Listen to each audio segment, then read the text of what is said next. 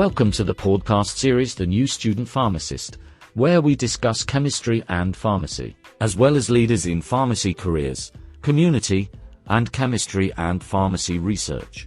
We encourage you to support the work we are doing and follow us on Spotify and Apple Podcasts by subscribing for free. Note, the views on the podcast represent those of my guest and I.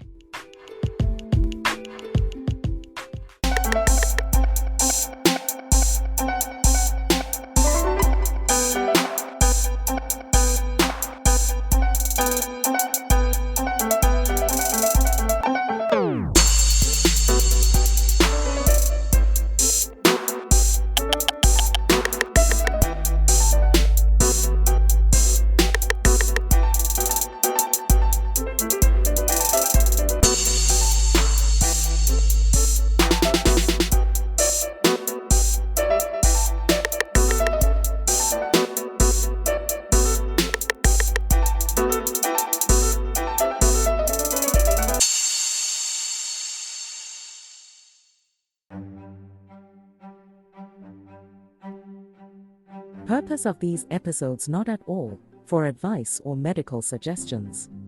These are aimed to provide support to peer pharmacists in training in educational and intellectually stimulating ways. Again, these are not at all for medical advice or medical suggestions. Please see your local board and state-certified health professional. The views of this podcast represent those of my guests and I.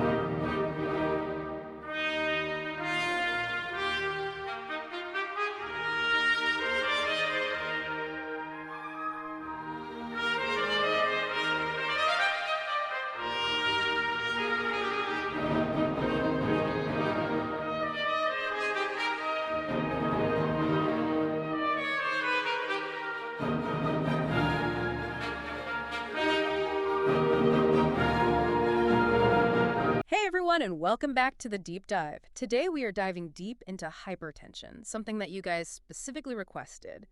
And you even sent over some excerpts from a medical textbook and some sample exam questions. That's right, you're like prepping for some kind of medical showdown. Exactly. But don't worry, we've got you covered. Absolutely. And maybe we should start with a little reality check. You might be surprised to learn that nearly half of all U.S. adults have high blood pressure, which is also known as hypertension.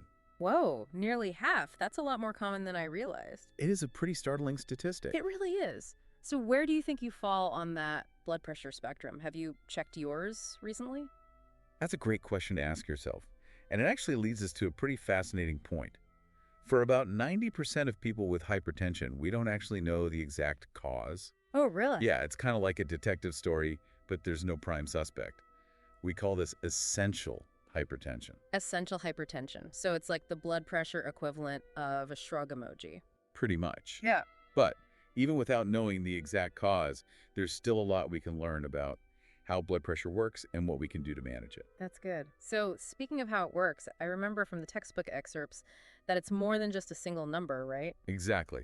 Yeah. It's not just how high that number is, Yeah. but also how much it jumps around. Oh, okay. So it's not just the peaks, but the valleys in between as well. It's like a roller coaster for your blood vessels. I like that analogy. It's a good one. High average pressure can put constant strain on your arteries, whereas big fluctuations can indicate a problem with how your blood vessels are adapting to changes in blood flow. Oh, that makes sense. So both are important for understanding the wear and tear on our system. Absolutely. So I also remember reading about the kidneys and how they play like a crucial role in regulating blood pressure. Yes, they are like the MVPs of blood pressure control. They're constantly working to make sure that your body has the right balance of water and sodium. And they do that through this pretty incredible system called the RAS, which stands for the renin-angiotensin-aldosterone system. Okay, RAAS. That sounds a little intimidating. It does sound a little complicated, but think of it like a thermostat for your blood pressure. Okay. If your pressure dips too low, the RAS kicks in to bring it back up. And if it gets too high, it'll try to lower it. It's all about maintaining balance. Oh, okay. That makes more sense. So it's constantly working to keep things in a healthy range. Exactly. That makes sense. But it's not the only player in the game, right? There are other things that can affect blood pressure, too. Oh, absolutely. It's like a whole orchestra of factors. Your blood vessels themselves, your nervous system, hormones, lifestyle choices, even your genes. Everything's kind of interconnected. Wow, so many things to consider. Let's break it down a bit.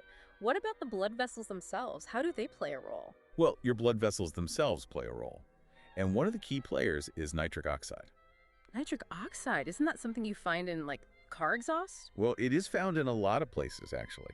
And one of its important roles is to help relax and widen your blood vessels so that blood can flow more easily. It's like a chill pill for your arteries. Okay, I like that. So nitric oxide keeps things flowing smoothly. What else is involved? Well, calcium is another big factor. It influences how your blood vessels contract and relax. Then there's your nervous system, specifically the sympathetic nervous system, which you can think of as like an accelerator pedal for your heart rate and blood pressure. Oh, okay. So when we're stressed out or anxious, our sympathetic nervous system kicks in and our blood pressure can spike. Exactly. Wow, that makes sense. And then, of course, there are hormones too, right? Of course, gotta love hormones. Always a wild card. Always a wild card. And estrogen, progesterone, even testosterone can all affect blood pressure. For example, the drop in estrogen during menopause is often linked to an increase in blood pressure for women. And in men, both high and low testosterone can contribute to hypertension. Wow, it's like they have a direct line to our blood pressure control center. They really do. Okay. Mm. But it's not just our internal biology, right? Our lifestyle choices play a big role too, right? Absolutely. And some of the biggest culprits are often the usual suspects. Diet, exercise, stress, you know the drill. I knew those were coming. Yeah. But let's break them down one by one. What about our diet? What specifically can influence blood pressure? Well, think about it this way.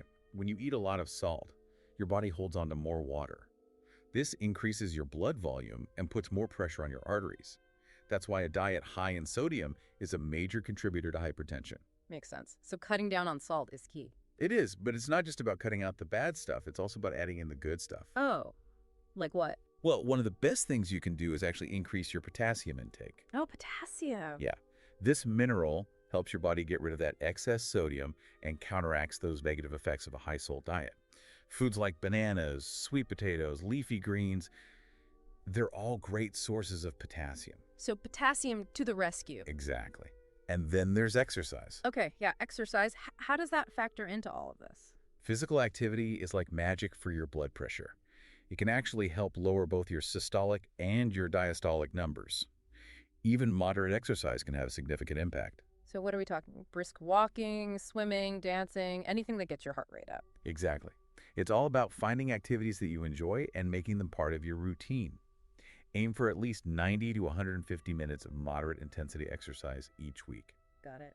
Move your body, lower your blood pressure. And of course, we can't forget about stress management, right? Easier said than done, I know. It is. But it's important. It is. Chronic stress really does play a role. Ah, When you're constantly stressed out, your body's in that fight or flight mode, right? right. Which means your sympathetic nervous system is working overtime, which can lead to increased heart rate and blood pressure. So finding healthy ways to manage stress, like meditation or yoga or just taking some time for yourself, that's all super important. Absolutely. And speaking of things that are important, there's another factor we have to consider, and that's your genes. Oh, right. Genetics. It's like the blueprint for our health. It is.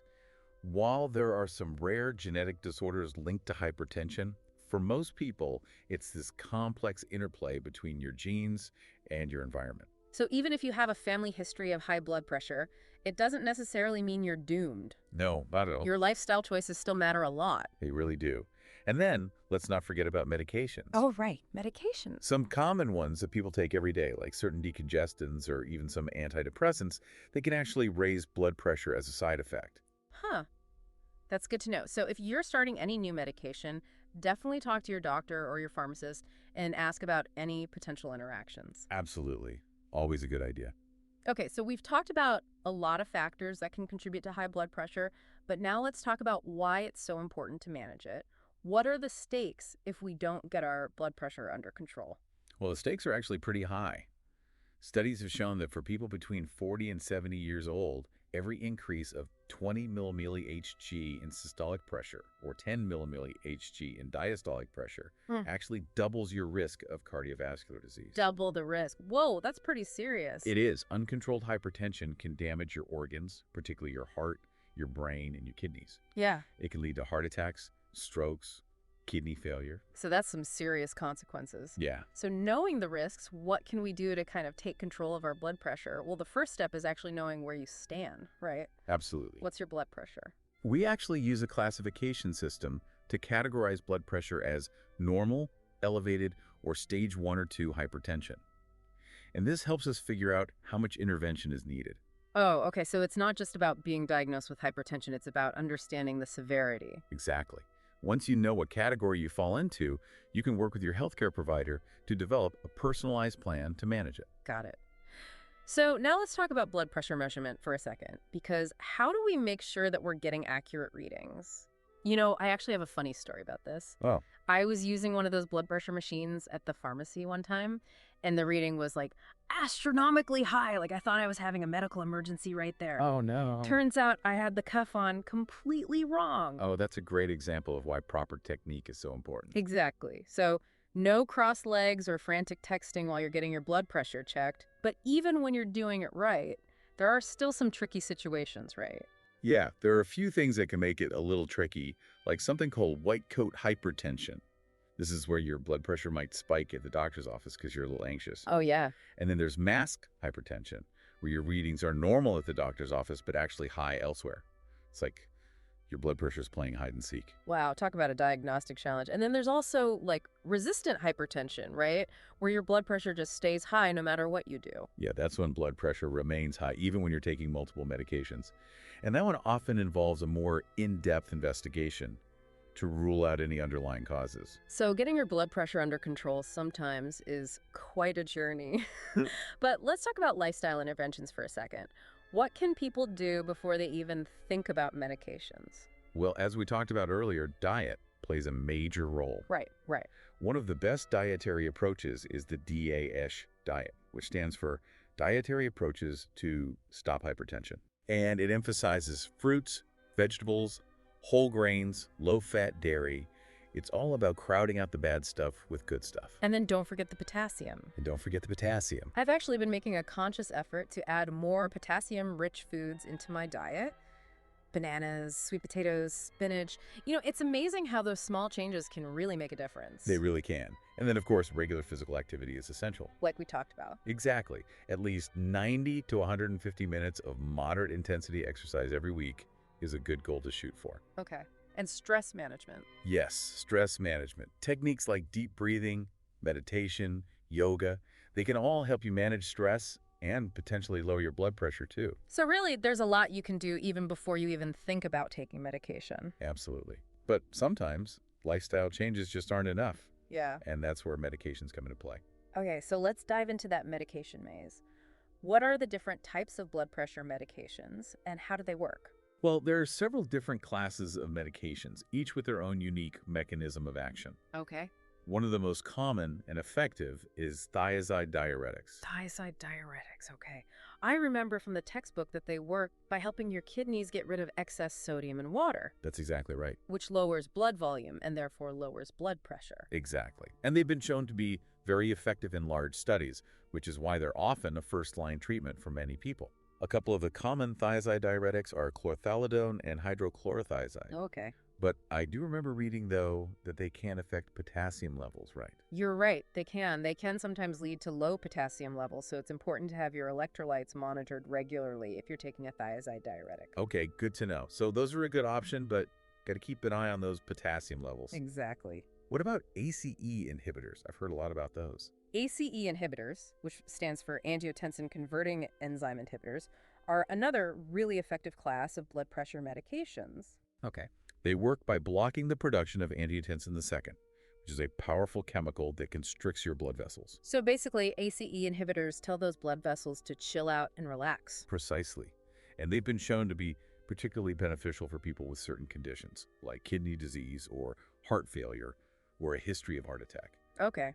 But I've also heard that they can have some side effects, like that persistent cough. Yes, some people do develop a dry, nagging cough while taking ACE inhibitors. It's usually harmless, but it can be annoying enough that people might want to switch to a different medication. So if somebody can't handle the ACE inhibitors because of the cough, what are the alternatives? That's where ARBs come in. ARBs, which stands for angiotensin receptor blockers, they work in a similar way to ACE inhibitors, but they target a different part of that RAS pathway that we talked about earlier. So they also help to relax the blood vessels and lower blood pressure. They do. And they're generally well tolerated, with a lower risk of that pesky cough. Got it. ARBs, no cough. What about calcium channel blockers? I remember seeing those mentioned in the textbook as well. Calcium channel blockers, or CCBs. They work by blocking the entry of calcium into the muscle cells of your heart and your blood vessels. And this basically helps those blood vessels relax and widen, which leads to lower blood pressure. Okay, so they disarm the calcium signals that are telling those blood vessels to tighten up. Exactly. Are there different types of calcium channel blockers? Yes, there are two main types, dihydropyridines and non-dihydropyridines. A common example of a dihydropyridine is amlodipine, and then diltiazem and verapamil are examples of non-dihydropyridines. And do they all work in the same way? Well, they all work by blocking those calcium channels, but they can have slightly different effects on the heart and the blood vessels. So it really depends on the individual and what works best for them. Absolutely. Yeah, it's all about finding the right medication for the right person. And sometimes a combination of medications is needed to really get that blood pressure under control. So it's a little bit of a puzzle trying to find the right combination for each person. It really can be, yeah. And speaking of finding the right combination, there are even more medications that we can use to lower blood pressure. They're often called secondary antihypertensive agents. Secondary antihypertensive agents, what are those? These are medications that are typically used when those first-line therapies that we talked about, the thiazide diuretics, ACE inhibitors, ARBs, CCBs, when those aren't effective or if the person can't tolerate them. Okay, so they're like the backup team. Exactly. They include alpha blockers, beta blockers, loop diuretics, aldosterone antagonists, central alpha-2 agonists, and direct vasodilators. Wow, that's a lot of medications. It is a lot to keep track of. Yeah. But the key thing to remember is that each one has its own unique mechanism of action, its indications, its contraindications, its potential side effects. So again, it really comes down to like personalized medicine and finding what works best for each individual. It does, yeah. And speaking of individual needs and risks, let's talk about a really critical situation where blood pressure needs immediate attention. And that's something called a hypertensive emergency. Okay, hypertensive emergency. That sounds serious. It is. It happens when your blood pressure goes up to dangerously high levels, and it's accompanied by signs of organ damage. So it's not just about having like a really high blood pressure reading, it's about whether or not it's causing immediate harm. Exactly. The target organs are usually the eyes, the brain, the heart, the arteries, or the kidneys. Okay, so people should watch out for things like severe headaches or vision changes or chest pain, shortness of breath, any neurological symptoms, dizziness. Absolutely. Those are all signs that you need to seek medical attention immediately. Got it. Hypertensive emergencies are a medical emergency. Don't wait. Call 911. That's right. Time is of the essence in these situations. Right. Well, that's a sobering reminder of how important it is to manage hypertension effectively. So in part 2 of our deep dive, we're going to put all of this knowledge to the test. We're going to tackle those sample exam questions that you sent over. Oh, it's quiz time. It's quiz time. Let's see what we've learned. So stay tuned for part 2, where we'll dive into the practical side of hypertension management. All right, are you ready to put all this hypertension knowledge to the test? Oh, I'm ready. Hit me with it. All right, let's dive into those sample exam questions you sent over. First up, A patient with risk factors for high potassium levels, and they also have a history of high potassium, needs a new blood pressure medication. Which of the following would be acceptable to minimize the risk of raising potassium further?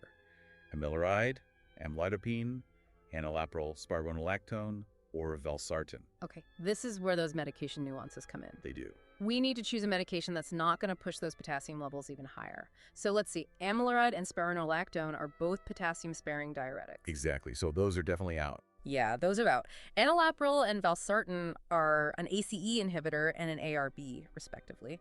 And those can also elevate potassium. They can. So the answer has to be amlodipine. That's right. Calcium channel blockers, they don't have the same potassium-raising effects as the other option. Okay, good. So 1 for 1 so far. You got it. Ready for the next one? Bring it on. Okay, here we go. A 46-year-old white man with type 2 diabetes and newly diagnosed hypertension has been on lisinopril 20 milligrams daily for 4 weeks. His blood pressure is still elevated at 146/94. What is the most appropriate recommendation? Okay, so we've got a patient with uncontrolled hypertension despite being on an ACE inhibitor. We do. So we got to either adjust his current medication or add another one. Exactly. So what are our options here? Well, we can't continue the same treatment plan because it's just not working. His blood pressure's too high. Right. And discontinuing the lisinopril completely just seems kind of drastic. Yeah, it's a little extreme. What about switching to a different medication altogether? Well, we could switch to hydrochlorothiazide, which is a thiazide diuretic. That could be an option, especially since he has diabetes. Or we could add amlodipine, a calcium channel blocker, to provide additional blood pressure lowering. Those are both excellent considerations. What about atenolol, which is a beta blocker? Beta blockers aren't usually recommended as first-line therapy for hypertension unless there are specific indications, like heart failure or a previous heart attack. You're right. So out of adding HCTZ or the amlodipine, which do you think is the better choice? Well, considering he has diabetes, I'd say adding hydrochlorothiazide might be the most appropriate next step. Yeah. It can help improve blood pressure control without worsening his diabetes. Absolutely. Studies have shown that thiazide diuretics are often a good choice for patients with both diabetes and hypertension. Okay, let's move on to question number 3. A 72-year-old man is on lisinopril 40 milligrams daily, HCTZ 25 milligrams daily, and amlodipine 10 milligrams daily. But his blood pressure is still elevated at 162/89. He's open to adding another medication, and you decide to start spironolactone 25 milligrams daily. What side effects do you need to make sure he's aware of? All right, spironolactone. That's a potassium-sparing diuretic, and it's got some, unique side effects. What comes to mind? Well, one of the most common ones is gynecomastia, which is breast enlargement in men. Oh, yeah, that's definitely something to mention. What else? Another potential side effect is hyperkalemia, high potassium, especially since he's already on an ACE inhibitor and a thiazide diuretic. Oh, right, yeah. We'd have to watch his potassium levels very closely if we add the spironolactone. For sure. And then I also remember reading that rebound hypertension can happen if spironolactone is stopped abruptly. Absolutely. So no suddenly stopping this medication? Right. And also, we should probably mention that while it can cause some potassium retention, low potassium isn't a typical side effect, especially when it's used with other blood pressure medications. Okay, good point. So gynecomastia, hyperkalemia, rebound hypertension, anything else? Oh, retrograde ejaculation. Oh, right. When semen enters the bladder instead of exiting the penis during ejaculation, it's less common, but it's definitely something that might be relevant to discuss. Yeah, for sure. It's really important to give him a heads up about all the potential side effects so that he can make an informed decision about his treatment. Absolutely. Okay, ready for number 4? Yes, bring it on. All right. A patient developed a persistent cough after starting a new blood pressure medication. 6 months later, she returns and wants to switch medications because of the cough. She has also been diagnosed with type 2 diabetes in the meantime. Which medication change is best?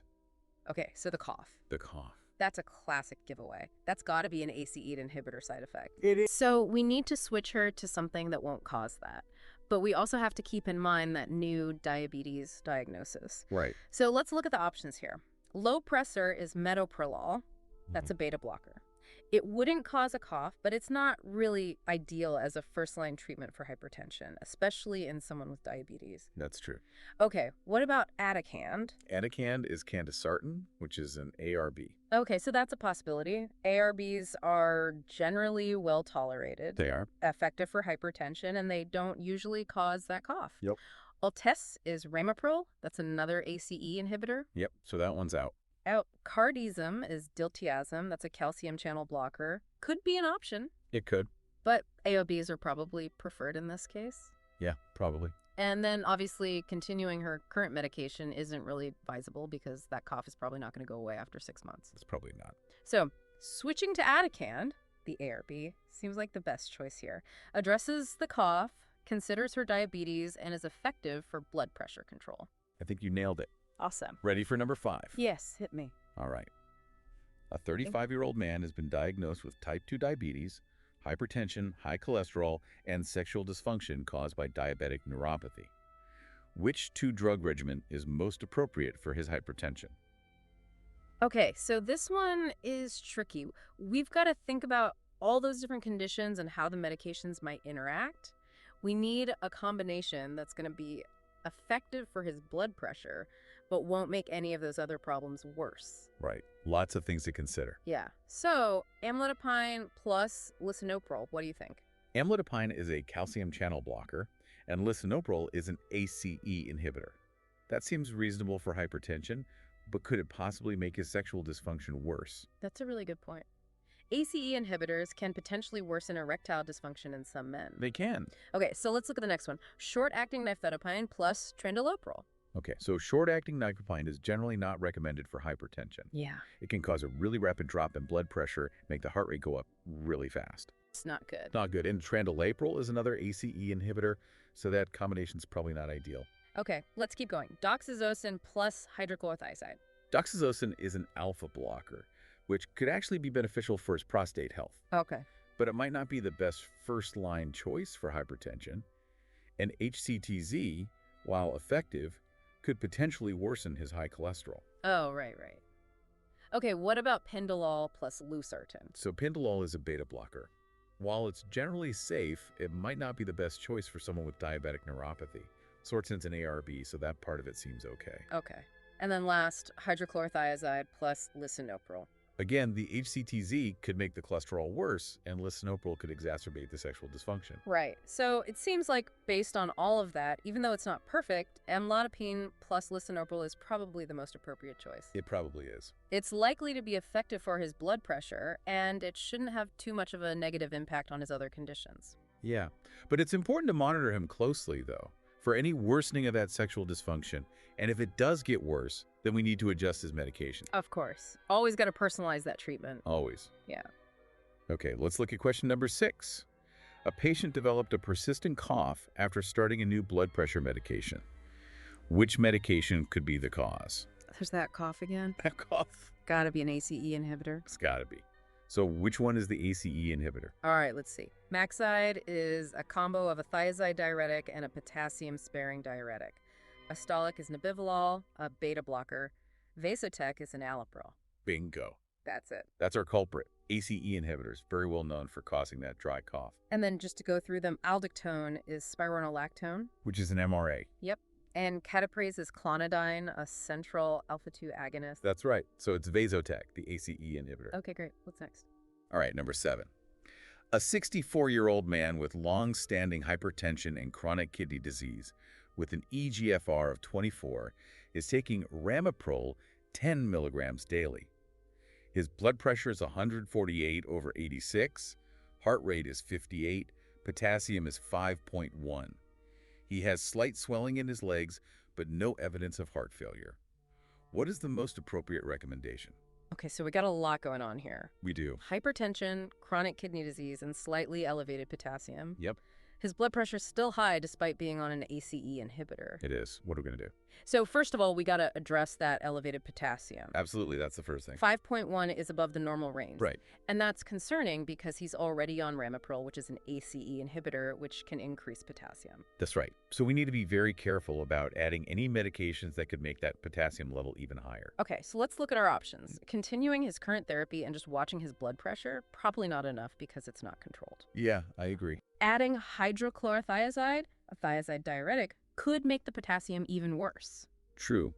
What about adding furosemide, a loop diuretic? That's a good option. Loop diuretics can help lower blood pressure and reduce swelling, and they usually don't raise potassium levels. They don't. But we do need to keep in mind his chronic kidney disease, and we need to adjust the dose accordingly. Of course. And what about adding spironolactone? No. Spironolactone is a no-go in this case. Yo. It's a potassium-sparing diuretic, Yo. meaning it increases potassium, and that's the opposite of what we want. The opposite. Okay, so I think based on all that, adding furosemide, the loop diuretic, seems like the safest and most effective choice. I agree. Help lower the blood pressure, reduce the swelling, and shouldn't affect his potassium too much. We need to monitor his kidney function and his electrolytes very closely, of course. Of course, always. Always, yeah. Okay, question number 8. Imagine you're a medication safety pharmacist. You're reviewing a report about a patient who accidentally received immediate-release nifedipine instead of extended-release nifedipine. What adverse event is most likely to occur because of this error? Okay, so this question is really highlighting the importance of understanding those different formulations. Immediate release means the medication gets into your system really quickly. That's right. Whereas extended release releases the medication gradually over time. Right. So what happens when someone accidentally gets that immediate release version of a blood pressure medication? Well, in the case of nifedipine, which is a calcium channel blocker, the immediate release version could cause a really sudden drop in blood pressure. Right. And that drop can lead to reflex tachycardia, which is a sudden increase in heart rate. Ah, okay. So the answer is reflex tachycardia. You got it. That makes sense. Sudden changes in blood pressure can definitely cause the heart to overcompensate. Exactly. Okay, question number 9. A 58-year-old man with a history of hypertension and chronic kidney disease is admitted to the emergency department with severely elevated blood pressure. His med refill history shows Diavan, hydrochlorothiazide, Toprol XL, and Lipitor. Which medication is most likely responsible for his acute blood pressure elevation after stopping it for 4 days? Okay, so we know that stopping certain blood pressure medications suddenly can cause rebound hypertension. It can. Which is basically a sudden, dangerous increase in blood pressure. Right. So of the medications listed, the most likely culprit is Toprol XL, which is the beta blocker. You're right. Beta blockers, they work by slowing down your heart rate and reducing that force of the heart contractions. Right. So when they're stopped abruptly, the heart can start racing and blood pressure can skyrocket. So the answer is Toprol XL. And it's a good reminder to never start taking blood pressure medications without talking to your doctor. Absolutely. Very important to taper off these medications gradually under the guidance of a healthcare provider to avoid that rebound hypertension. Great. Okay, what's next? All right, question 10. A patient with hypertension is taking Norvasc and has lab results showing elevated serum creatinine, BUN, and potassium. Which treatment plan is most appropriate? Okay, so this question really makes us think about how these medications can affect kidney function. Right. And what we need to do when we see signs of trouble. Elevated creatinine and BUN, that suggests that the kidneys aren't working as well as they should. Right. And high potassium can be really dangerous, especially for someone with kidney problems. So we need to be super careful about adding any medications that could make those problems worse. Thinking like a true clinician, let's look at those options. Okay, so aldactone, that's spironolactone, a potassium-sparing diuretic. So that's an automatic no because it can increase potassium levels. Yeah, that's how. Chlorthalidone is a thiazide diuretic, and I remember those can sometimes worsen kidney function and increase potassium levels. Right, probably not a good choice. Diovan is valsartan, an ARB, which can also be problematic in patients with kidney dysfunction. Yep, not ideal. Okay, then we've got Procardia XL, which is nifedipine. That's a calcium channel blocker. It could be an option, but we need to think about the potential impact on his kidneys. Yeah, definitely. So what do you think the best option is? Honestly, I think the safest option is to not make any medication changes right now. Okay.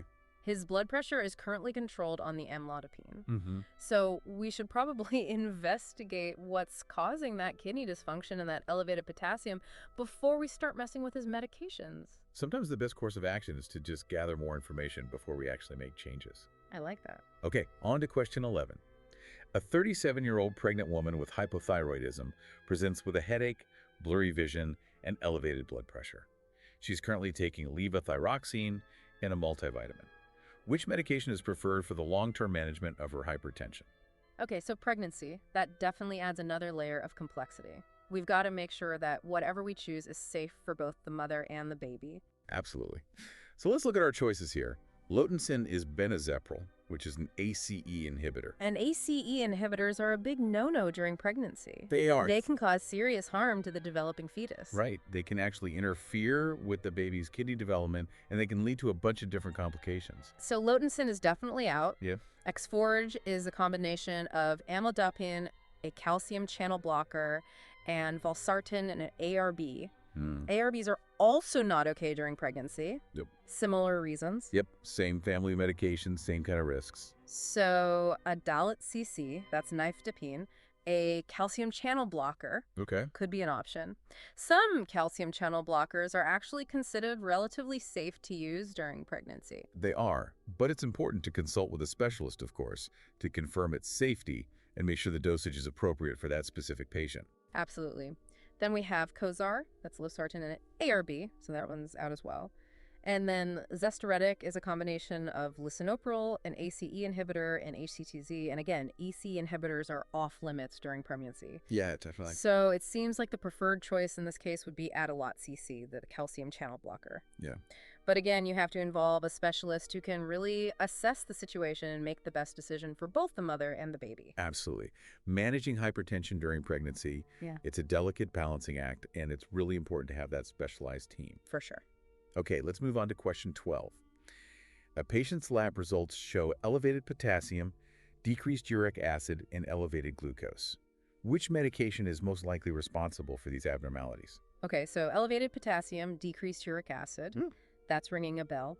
That combo is characteristic of a thiazide diuretic, and the elevated glucose kind of adds further support to that theory. It does. You're right. Thiazide diuretics can cause all three of those abnormalities. They can cause hypokalemia, or low potassium, hyperglycemia, or high blood sugar, and hyperuricemia, or high uric acid. Perfect. So the answer here is hydrochlorothiazide. It's the only thiazide diuretic on the list. It is. You're really picking up on these medication nuances. All right, Ready for number 13? let's do it. Okay. A 42-year-old man with hypertension is admitted for acute appendicitis. His home medications include hydrochlorothiazide. The question is, which laboratory abnormalities can HCTZ cause? And this is a select all that apply question. Okay, so we got to remember our hydrochlorothiazide side effects. That's a thiazide diuretic. It is. We already know it can cause hypokalemia or low potassium. Right, they increase the excretion of potassium in the urine. And then I also remember they can cause hypomagnesemia. Yes. Low magnesium. Yes, excellent. And they can also cause hyperglycemia or elevated blood sugar. Okay, so they've got hypokalemia, hypomagnesemia, hyperglycemia. Yep. What about the other choices? Elevated AST and ALT, those are liver enzymes. Those aren't usually messed up by hydrochlorothiazide. Nope. And hypocalcemia, low calcium, also not a common side effect. So it's hypokalemia, hypomagnesemia, and hyperglycemia. 3 for 3. Nailed it. All right, question 14. A 58-year-old woman with stage 1 hypertension and a 10-year ASCVD risk of about 5% is starting Cozar. Which lab tests should be monitored during treatment? Okay, Cozar is losartan, an ARB. Right. What do ARBs do to lab values? Well, they can affect potassium levels and kidney function, so we need to monitor those. Right, of course. So we definitely have to check potassium regularly because ARBs can cause it to go up. And then we need to monitor kidney function by checking creatinine levels, which can also be affected. Exactly. So those are our must-haves. What about the other ones? ARBs don't usually affect glucose, hemoglobin, triglycerides, or uric acid. They do, so those tests aren't routinely needed for monitoring losartan. Okay, great. So potassium and creatinine. You got it. Ready for the final two? Oh, yeah, bring them on. I'm feeling good about this. Okay, here's number 15. A 74-year-old African-American woman with dementia, hypertension, osteoporosis, type 2 diabetes, and incontinence is being admitted to a nursing home. Her medications include glyburide, Ditropan XL, Norvasc, Prolia, Mirapex, hydrochlorothiazide, Toprol XL, Aricept, and Zoloft. Wow. I know it's a lot. Her blood pressure is 152/82, and her eGFR is 40. What guideline recommended change should be made to her hypertension regimen? Okay, so there's a lot of info to process there, but the key points are that she's an African-American woman with hypertension, diabetes, and chronic kidney disease. Yep. Her blood pressure's still too high, even though she's on like a million medications. It is. So we need to get that blood pressure down, but we also have to consider all those other health conditions and make sure whatever changes we make are in line with current guidelines. Exactly. So let's break down these options. Switching Norvasc, which is amlodipine, to hydralazine, that doesn't really align with the guidelines for managing hypertension in patients with diabetes and kidney disease. It doesn't. Increasing the dose of Toprol XL, which is metoprolol succinate, that might not be the best idea given her age and potential for side effects. Good point. Switching Toprol XL and HCTZ to Zyac, that's a combo of bisoprolol and hydrochlorothiazide. It could be considered, but it doesn't really offer much of an advantage over her current regimen. Right. What about switching the Toprol XL to Lotensin, which is benazepril? Ooh, that's an interesting one. Switching to an ACE inhibitor like benazepril is in line with the guidelines for managing hypertension in patients with both diabetes and chronic kidney disease. Yes, it is. And it could potentially offer better protection for her kidneys over the long term. It could. And the last choice, adding Aldactone or spironolactone, is probably not a good idea given her age and the risk of hyperkalemia. Right. So based on all of that, switching the Toprol XL to Lotensin seems like the most appropriate guideline recommended change. I agree. It really does align well with the guidelines, and it could provide some extra benefits for her kidneys. All right, last question. Bring it. Okay, here it is. A 67-year-old Vietnamese woman with hypertension, hypothyroidism, and type 2 diabetes presents with weakness, fatigue, a rash with blisters, and elevated blood pressure. Lab results show low sodium, elevated BUN and creatinine, high blood sugar, low calcium, elevated phosphate, low albumin, anemia, and elevated PTH. Which medication should be added to her profile for improved blood pressure management? Wow, that's a mouthful. So we've Yeah. got a patient here with uncontrolled hypertension, diabetes, hypothyroidism, and some signs of kidney problems too. Yeah. She's also got some other concerning symptoms. The weakness, the fatigue, that rash with blisters. Right. We need medication that's going to lower her blood pressure, but we also have Yeah. to take into account all these other factors. Absolutely. There's a lot to consider. Yeah, so amlodipine, that's a calcium channel blocker. Mm. It's a good medication for hypertension, but we've got to be careful about the effects it could have on her heart rate and blood pressure, especially considering she's already feeling weak and fatigued. Good point. Okay, so metoprolol, a beta blocker, can also lower blood pressure, but again, it can slow down the heart rate, and that could potentially worsen her fatigue. Yeah, that's true. What about hydralazine? Hydralazine is a direct vasodilator, meaning it relaxes and widens the blood vessels. Okay. It can be really effective at lowering blood pressure, but it can also cause a rapid heartbeat, which could be a problem considering her symptoms. Okay, then what about benazepril? Okay, so benazepril is an ACE inhibitor. Right. And ACE inhibitors are often a top choice for people with both diabetes and kidney disease. Yes, because they can help protect the kidneys from further damage, They can. which is super important in this case. And they also lower blood pressure really effectively. They do. Okay, so benazepril is looking promising. And then lastly, there's diltiazem, which is a non-dihydropyridine calcium channel blocker. Can lower blood pressure, but it can also slow down the heart rate. And again, she's already dealing with the weakness and fatigue. Right. So considering everything, I think benazepril, the ACE inhibitor, seems like the most appropriate choice here.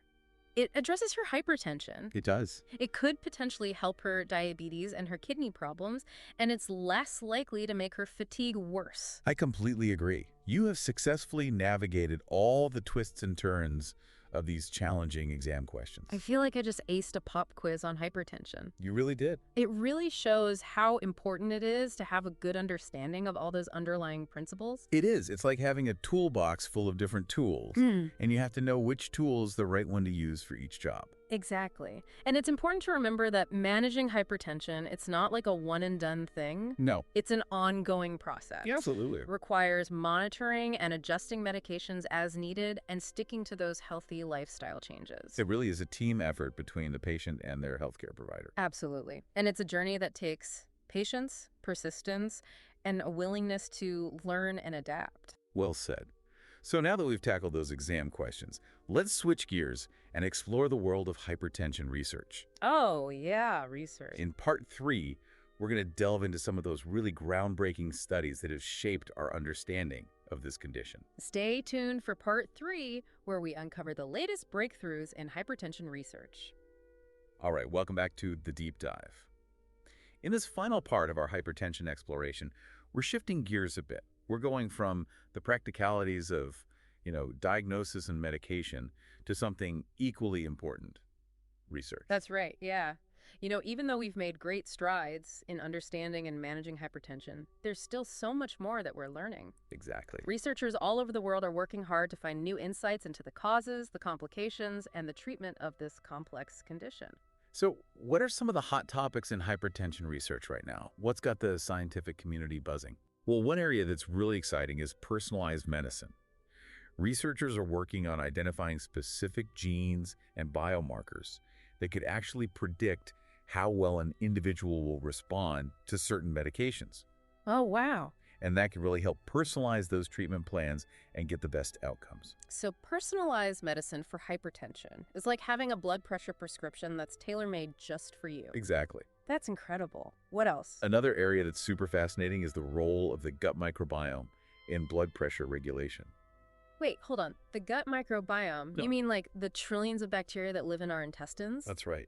What does that have to do with blood pressure? More than we thought. Okay. Research is showing that changes in that gut microbiome can actually affect blood pressure. Really? Yeah.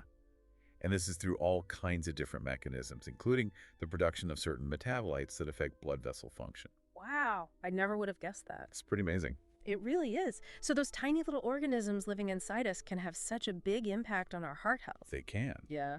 And this opens up all these new possibilities for creating therapies that could actually target the gut microbiome. So we could actually manipulate our gut bacteria to lower our blood pressure. It's possible. Wow, that's kind of mind-blowing. Okay, what other breakthroughs are researchers working on? Another promising area is non-pharmacologic interventions for hypertension. Non-pharmacologic. So we're talking about things other than medications. Exactly. So things like lifestyle changes, but researchers are also exploring things like biofeedback, Oh, acupuncture, even mindfulness-based therapies to help manage blood pressure without relying solely on medications. I love that. It's all about empowering people to really take charge of their health. Explore a range of options. I agree. And remember, those lifestyle modifications, diet, exercise, stress management, those are still the cornerstone. Oh, absolutely. Those are foundational for a healthy heart, regardless of whether or not you're taking medications. Okay, so if people are interested in learning more about the latest hypertension research, where can they go? Well, there's some great resources online. The American Heart Association website has a whole section dedicated to hypertension research. The National Institutes of Health website, they also have some really great information. And of course, you can always talk to your healthcare provider too and see if there are any new clinical trials or treatments that might be a good fit for you. Absolutely. Clinical trials are a great way to actually contribute to scientific advancements and potentially benefit from some of those cutting-edge therapies. All right, well, this has been a fascinating deep dive into the world of hypertension. It has. We've covered so much, from the basics of blood pressure to the most recent research. It's been a pleasure diving into this with you.